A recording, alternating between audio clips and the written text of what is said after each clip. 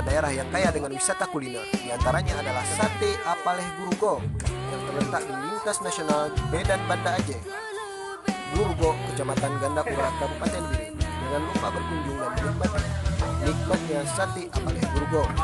Dan ini adalah wisata kuliner yang sangat diminati masyarakat. Teman-teman penasaran bukan? Ayo ke Biren. Kami tunggu kedatangan kawan-kawan Kabupaten Biren.